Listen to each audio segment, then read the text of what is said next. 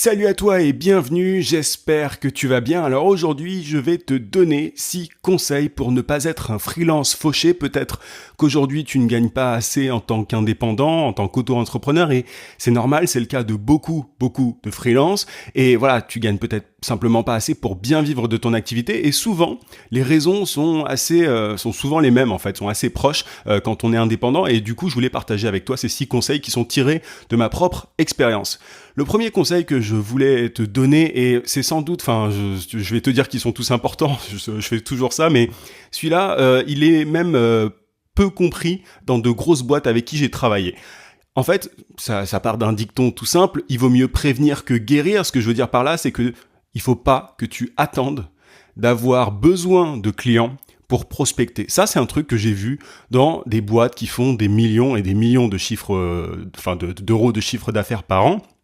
C'est vraiment c'est une maladie quasiment en France, c'est-à-dire que en France ou ailleurs j'imagine, c'est-à-dire que souvent on se dit ah tiens j'ai plus de clients, il faut que je prospecte, il faut que je fasse un effort de prospection.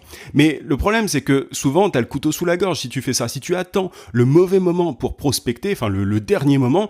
T'es en panique, t'es en stress et forcément du coup tu vois pas très clair et tu vas pas forcément faire les bonnes choses si tu veux. Moi au début je faisais ça aussi, tu vois, j'attendais vraiment le dernier moment de ne plus avoir de clients, de ne plus avoir de mission en cours pour me dire ah tiens il faut que j'envoie des emails, il faut que j'envoie des messages sur LinkedIn, etc. Il faut que je fasse de la pub Facebook. Et le truc c'est que bah forcément t'es pas serein, t'es pas serein quand tu fais ça et il y a de grandes chances que si aujourd'hui tu ne gagnes pas assez d'argent en tant que freelance, il y a de grandes chances que aujourd'hui tu attendes le dernier moment pour prospecter. Tu vois sans doute sur internet, avec des personnes comme moi, des gens qui te disent il faut que tu prospectes tout le temps, il faut que tu trouves des clients, il faut que tu aies un système automatisé, tout ça. C'est vrai, et moi je me rends compte, tu vois, dans de grosses boîtes parfois qu'on fait appel à moi un peu en catastrophe, en mode on n'a plus de clients, il nous faut des prospects, des clients pour demain, pour la semaine prochaine.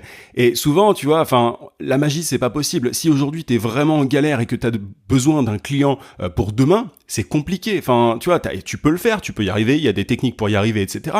Mais c'est vraiment pas la bonne situation dans laquelle il faut que tu te trouves. L'idée, c'est de constamment prospecter, de mettre en place vraiment une prospection régulière, soit automatisée, soit manuelle. Je vais y revenir dans quelques instants, mais il faut que ça soit un effort constant. Moi, j'en reparlerai bientôt, mais tu vois, j'avais une agence de prospection B2B. J'ai arrêté d'offrir ce service-là parce que justement je me retrouvais face à des personnes qui étaient tout le temps en catastrophe, qui étaient tout le temps en mode ah j'ai besoin de clients pour demain, est-ce que vous pouvez m'aider? Alors oui on peut aider, etc. Mais tu vois, du coup, la relation n'est pas très bonne parce que ils ont le couteau sous la gorge. Et il faut pas que tu te places dans cette situation toi non plus. Enfin toi aussi, il faut vraiment que tu fasses l'inverse de ces grosses boîtes. Il y a beaucoup de boîtes qui ont été créées il y a 10, 20, 30 ans, etc., qui font du marketing à l'ancienne. Je vais reparler de marketing aussi après, mais qui gèrent leur activité un petit peu à l'ancienne. Et aujourd'hui, c'est plus possible. Il y a une grosse concurrence. Tu peux pas te permettre d'être vraiment à l'arrache, de prospecter au dernier moment, à la dernière heure, la semaine juste avant pour la semaine d'après. Tu vois l'idée. Donc, vraiment, n'attends simplement pas. Il vaut mieux prévenir que guérir, c'est pour ça que je te disais ça. Deuxième conseil que je voulais te donner, et ça va un peu de pair, tu vas voir, ces différents conseils, ils vont un petit peu de pair, il faut que tu deviennes un ninja de la productivité. Alors pourquoi est-ce que je te dis ça ?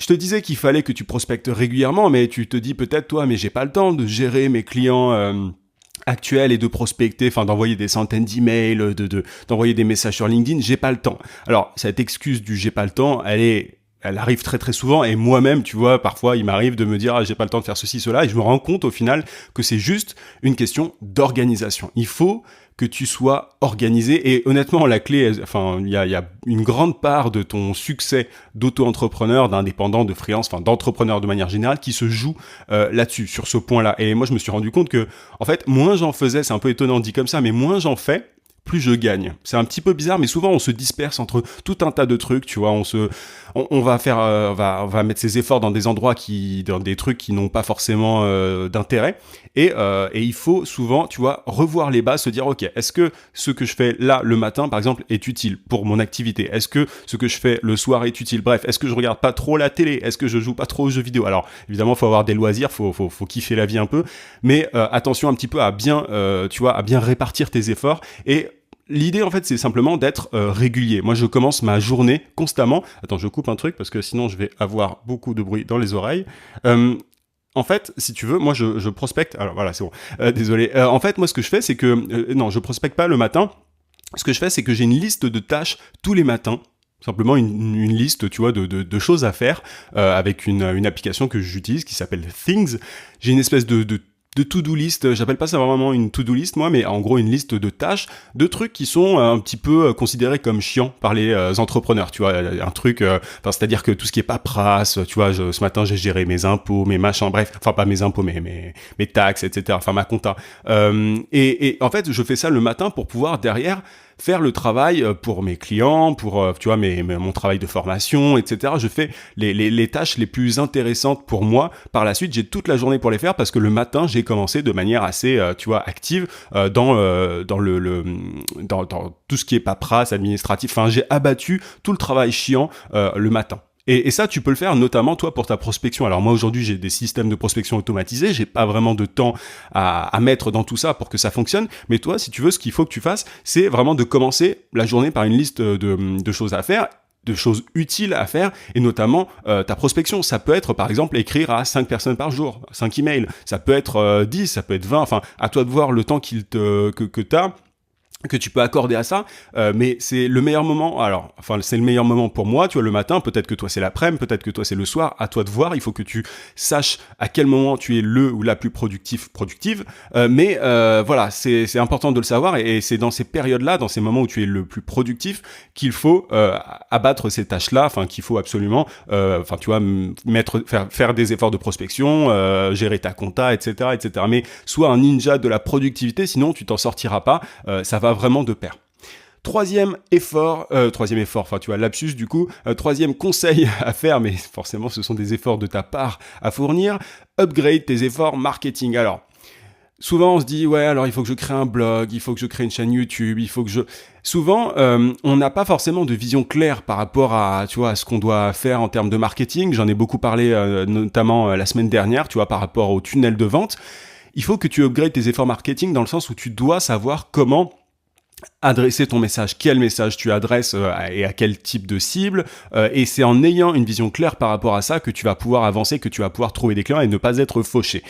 Souvent, ceux qui galèrent, ceux qui ne trouvent pas de clients, ce sont des personnes qui lancent leur portfolio et qui attendent que les choses se passent, qui attendent que les prospects arrivent. Je vais y revenir aussi dans quelques instants, mais voilà, tu dois absolument te former en marketing, et notamment marketing digital, si tu veux trouver des clients régulièrement. Aujourd'hui, c'est impossible, je te le dis, hein, c'est tout simplement impossible aujourd'hui d'avoir une activité d'indépendant sans être au moins un petit peu calé en marketing. Je te dis pas, tu vois, de connaître tout ce qu'il faut en pub Facebook, mais si t'es designer. Je te dis pas de gérer la pub Google. Moi, j'y connais rien en pub Google, par exemple, tu vois. Enfin, j'ai bossé avec des gens qui en faisaient, maintenant j'ai tout oublié. Mais je te dis pas voilà, d'être super calé en montage vidéo, machin. Enfin, en montage vidéo pour faire de la pub Facebook derrière. Enfin, bref. Ne t'embête pas avec de l'inutile, mais il faut que tu aies au moins un canal un canal marketing qui fonctionne. Ça peut être ton site, tu vois, mais si aujourd'hui ton site, et encore une fois je vais y revenir, si aujourd'hui ton site il ne te rapporte aucun client, c'est qu'il y a un problème, tu vois, il y a un problème marketing, il y a un problème quelque part. Donc il faut que tu fasses l'effort de te former. Je sais que en tant qu'indépendant, en tant que freelance, on n'aime pas se vendre, enfin moi j'aime pas cette expression se vendre, mais on n'aime pas se vendre, on n'aime pas démarcher, on n'aime pas, tu vois, on n'aime pas s'adresser à des gens qu'on connaît pas pour leur vendre nos services. Enfin, tu vois, on est beaucoup dans cette situation-là, et moi aussi, je viens de là. Moi aussi, j'avais beaucoup d'appréhension par rapport à ça. Moi aussi, je flippais à l'idée d'aller m'adresser à des personnes, à des inconnus pour leur vendre mes services, notamment sur Facebook, sur LinkedIn, etc. Mais tout ça, ce sont vraiment des barrières mentales qu'il faut absolument casser pour trouver des clients et ne pas être fauché. Et c'est en cassant vraiment ces barrières que tu vas pouvoir passer au niveau supérieur. Et si tu le fais pas, il y a de grandes chances que tu tombes dans les 70% d'auto-entrepreneurs qui mettent la clé sous la porte au bout de 3 ans. C'est triste, mais c'est le chiffre qui est donné souvent. Donc voilà, upgrade tes efforts marketing, forme-toi en marketing, notamment digital, mais en marketing de manière générale aussi, parce que c'est simplement l'art de vendre, si on devait résumer ça, si on devait résumer le marketing en quelques mots. Quatrième conseil que je voulais te donner, tout ça encore une fois est très lié, connais ton process de vente. Qu'est-ce que je veux dire par là? C'est qu'il faut que tu saches absolument ce que tu veux, désolé j'étais en train de lire, je buguais, ce que tu veux que tes prospects fassent. Tu vois, si tu vas chez le boulanger du coin, quand un client rentre dans la boulangerie, le boulanger, il sait exactement où est-ce que la personne doit passer avant de passer à la caisse, tu vois. D'abord, ok, qu'est-ce que vous voulez? Donc, tu vois, t'as le comptoir, enfin, voilà, une baguette, est-ce que vous voulez autre chose avec? Et à la fin, venez par ici, la caisse est par là. Enfin, t'as un process, tu vois, t'as quelques étapes pour amener la personne à la caisse. Et il faut que toi aussi, tu connaisses ton process de vente, il faut que tu connaisses les différentes étapes par lesquelles tes prospects doivent passer, tes clients potentiels doivent passer. Et souvent, tu vois, les freelances ne savent pas. T'as ton site internet, souvent, que tu balances, et en disant voilà mon site internet, mon portfolio, mais tu sais pas si la personne derrière doit t'appeler ou si la personne doit remplir un formulaire ou si la personne doit, tu vois, te t'écrire sur les réseaux sociaux. Souvent on ne sait pas, on n'a pas forcément de vision claire de tunnel en fait, tu vois, enfin c'est pas vraiment un tunnel de vente, mais tu vois, de parcours on va dire de vente.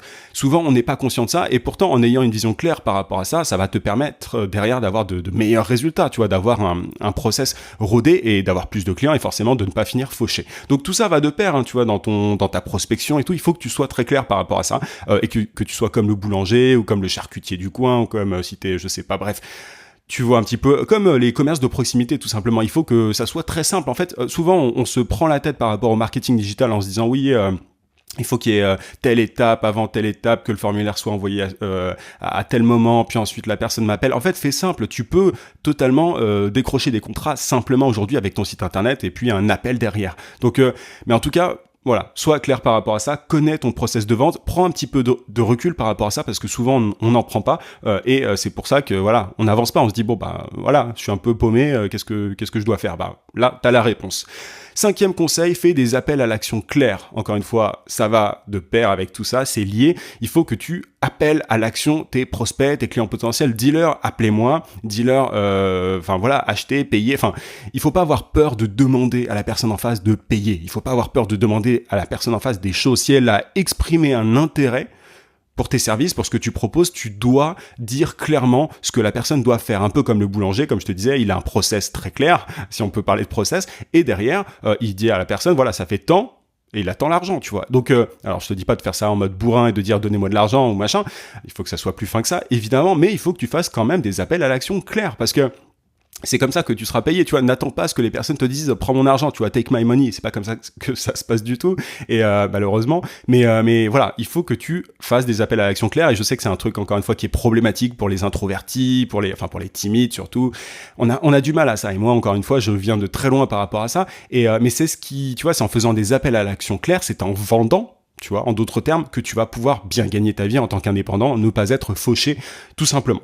6e et dernier conseil que je voulais partager avec toi, garde, et il est vraiment intéressant, celui-là, enfin, ils sont tous intéressants, ils sont tous importants comme je te le disais, mais garde une liste de contacts faciles, de contacts d'urgence, entre guillemets, pour pouvoir, tu vois, en cas de galère, décrocher des contrats, pour ne pas être dans la merde, si je peux utiliser ce terme-là. Tu vois, qu'est-ce que c'est quoi en fait un client, un prospect, j'ai appelé ça un client un contact facile, un contact d'urgence. Tu vois, dans ton quotidien, dans ton cercle proche, tu as forcément des gens qui pourraient être intéressés par tes services. Ça peut être le père de ta copine, la copine de ta grand-mère, enfin bref, tu vois un petit peu l'idée, un peu ce qu'on appelle le premier cercle de relations sur LinkedIn. Ce sont ton deuxième cercle de relations, ce sont des gens qui connaissent des proches à toi, tu vois, des gens de ton premier cercle. Au quotidien, tu rencontres forcément des gens, tu vois, qui peuvent exprimer un intérêt plus ou moins prononcé pour ce que tu proposes. Tiens un tableau Excel ou un tableau, peu importe la forme, dans lequel tu notes tout ça, et en cas de galère, tu vas pouvoir contacter ces personnes-là pour voir si elles ont besoin que tu règles un problème qu'elles rencontrent. Et tu vois, plus ton tableau sera grand, plus tu auras des chances, tu vois, de décrocher un contrat. Et du coup, on peut voir ça comme un filet de sécurité. C'est pour ça que je parle de contacts d'urgence. Ce sont vraiment des gens que tu peux contacter, qui sont pas forcément les plus intéressants pour toi à court terme, mais qui, en tout cas, te sortiraient de la galère, qui te sortiraient d'une mauvaise situation. Il faut que tu gardes un tableau comme ça avec tous ces contacts au cas où. Alors évidemment, il vaut mieux éviter d'en arriver là, d'avoir à contacter ces personnes-là. Si tu suis mon premier conseil, du coup, tu seras pas dans cette situation-là, mais en tout cas, voilà, ça peut rassurer, ça peut te permettre d'être un peu plus serein et d'avoir moins le couteau sous la gorge. C'est bien d'avoir un tableau comme ça. Moi, c'est quelque chose que j'ai déjà fait et honnêtement, tu verras que c'est souvent plus facile de décrocher son téléphone ou bien simplement d'écrire un email à ces personnes-là. C'est beaucoup plus facile de transformer tout ça en argent sur ton compte en banque, pardon, parce que voilà, ce sont des gens qui sont plus proches de toi, que des gens à qui tu aurais parlé sur Internet. C'est toujours plus facile quand c'est ton cercle plus ou moins proche. Donc voilà, garde une liste de contacts faciles d'urgence. J'appelle ça des quick wins, des réussites. Enfin, tu vois, tu peux avoir des résultats rapides avec ces personnes-là, tu vois, en leur vendant tes services, encore une fois. Donc c'est vraiment un matelas de sécurité.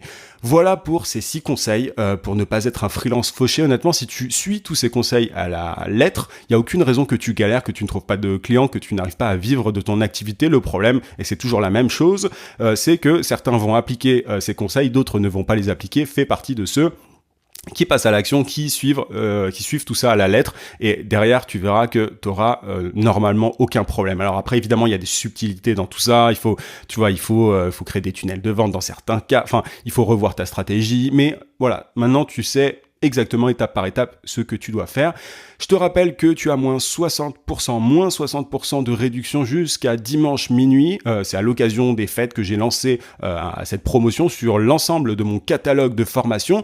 Pour en profiter, tu as le lien en description où tu cliques sur le i, c'était sur YouTube. Tu cliques donc sur le lien et derrière, tu vas tomber sur mon catalogue de formation. Tu choisis là où les formations qui t'intéressent et tu rentres le code promo cadeau, CADEAU, en capital, en majuscule. Lors de chaque achat, tu peux en acheter plusieurs ou une seule, mais pas plus de 5, c'est la seule condition pour profiter de cette promo. Je ne l'ai jamais fait avant, c'est limité dans le temps, c'est vraiment seulement jusqu'à dimanche minuit, donc dépêche-toi d'en profiter si ça t'intéresse, si tu as déjà acheté des formations mais que tu veux compléter ta collection, t'as tout en description. Je te dis à demain, 18h comme d'habitude. En attendant, n'oublie pas, vie sans limite. À plus.